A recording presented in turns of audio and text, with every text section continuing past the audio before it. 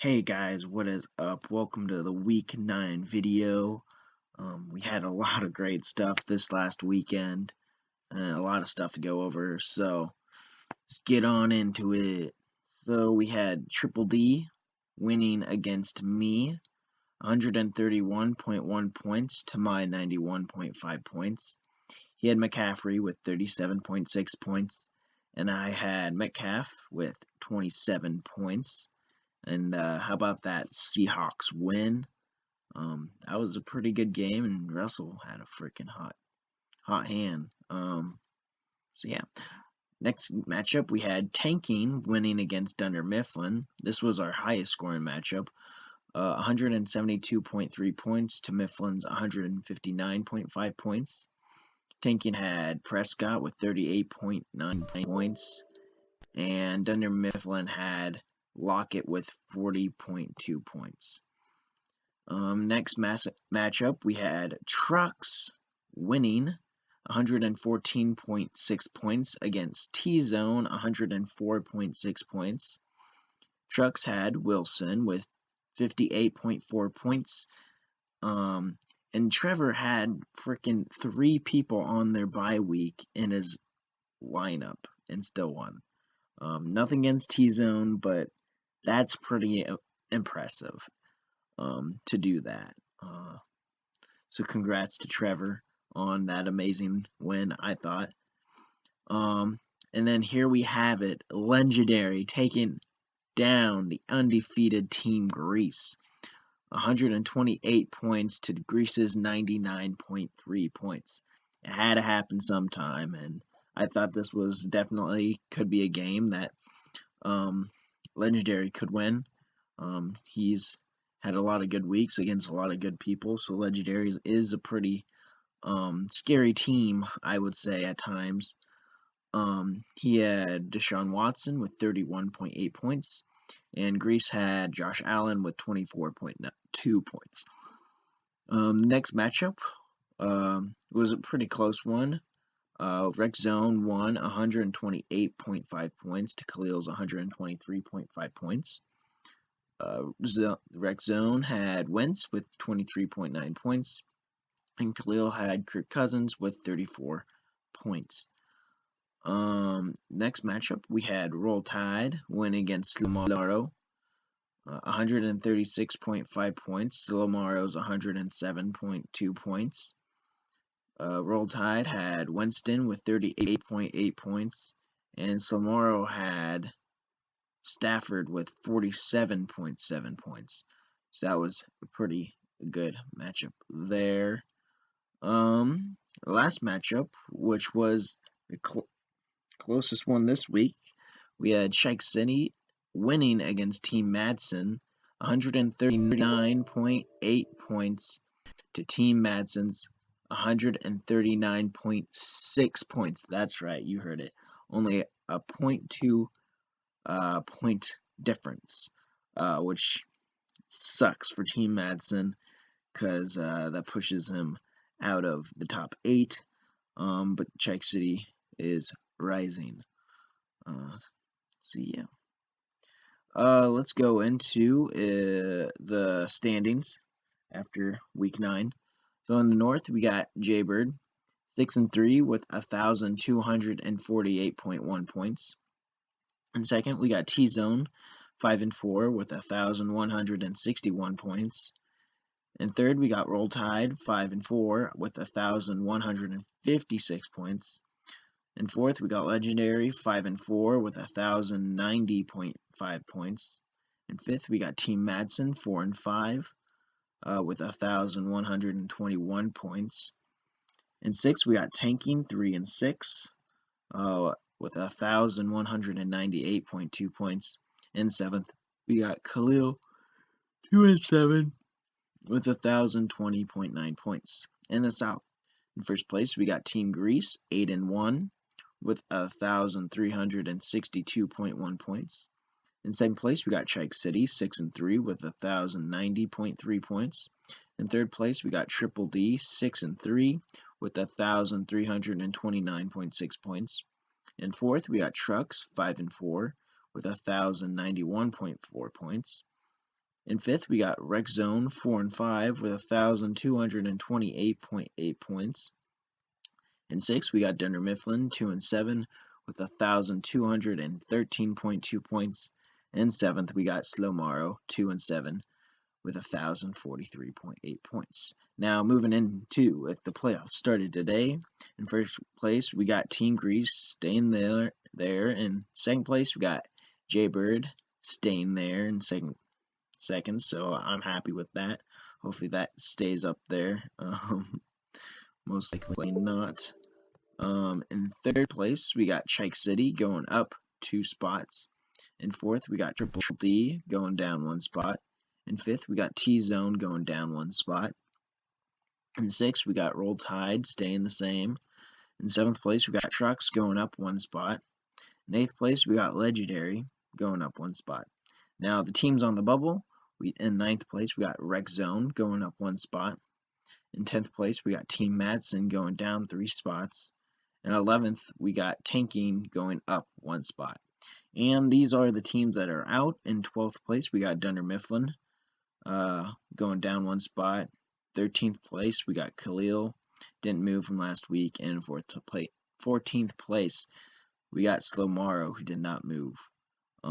Even if those 3 teams won the last 2 games, they wouldn't be able to squeeze into the top 8. So that's why they are out. We now going into the Week 9 awards. For the top scorer, we got Tanking with 172.3 points. The Underdog Award will go to Rex Zone. Player with the most points goes to Trucks with Russell Wilson with 58.4 points. And he also gets the special trophy point with Russell Wilson for the best QB of this week. Now, with the Teabag Award, goes to me, damn it, losing by 39.6 points.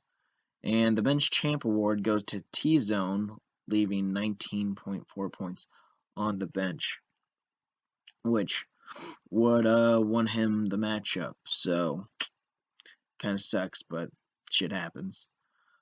So yeah, the trophy point standings is in first place Triple D at 9. In second place, Grease at 8. In third place, Jaybird at 7. In fourth place, T-Zone at 4. Tied for fifth is Dunder Mifflin and Trucks at 3. Tied for seventh is Legendary and Rex Zone at 2. Tied for ninth is Slow Morrow, Team Madsen, and Tanking at 1. And 12th is Chike City at 0. Tied for 13th is Khalil and Roll Tide at -2. Yeah. Alright, moving on to the Week 10 preview. So we have the Rex Zone versus me. He is supposed to win by 16 points. This is a much needed win for Rex Zone. Hopefully sneak up there into the top 8. Those, I think, 5, those 2 last spots where Truck and Legendary are, could easily be taken by Rex Zone, Team Madsen, Tanking, if it just goes in their favor. So, really, these last few games are very important, and this is an important matchup for Rex Zone, especially with my team doing pretty bad. So, good luck, Rex Zone. And the next matchup, we have Dunder Mifflin going against 5 and 4 T-Zone. T-Zone is supposed to win by 16 points. So this should help T-Zone stay up there in the top, maybe get back into the top 4 teams. But we'll see what happens there, because Dunder Mifflin scored 159.5 points. So, and I don't think many of his original cast is on bye. So, that could also be a bad thing for T-Zone. But we'll see what happens. Next matchup, we got, I think this is the matchup of the week. I mean, in fact, it is, because it's very important for both these teams. We got 5 and 4 Trucks versus 5 and 4 Legendary. Trucks is supposed to win by 2.4 points. This is a key matchup because I believe whoever wins this matchup makes playoffs, and whoever loses it, is going to be on that bubble on the 8th the 8th seed. So this is a very important game for both of them, and it should be pretty close. Legendary again has won key important games, and Trucks has won some important games too. So it really all comes down to what happens and how their team goes. I don't think the Seahawks have a bye this week, so Trucks will have Wilson, which is freaking.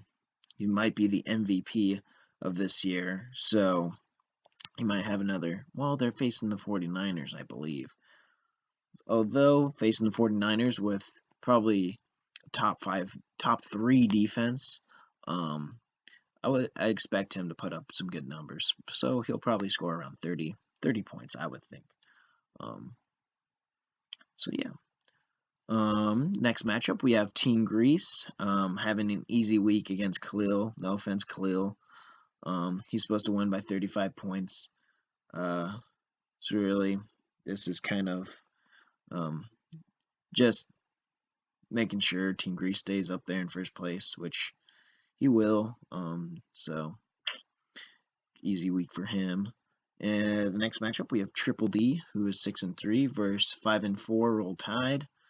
This is another good matchup, actually, I think, because if Roll Tide wins, I believe he'll jump up in front of Triple D, and Triple D will probably trickle down a little farther in the seeding.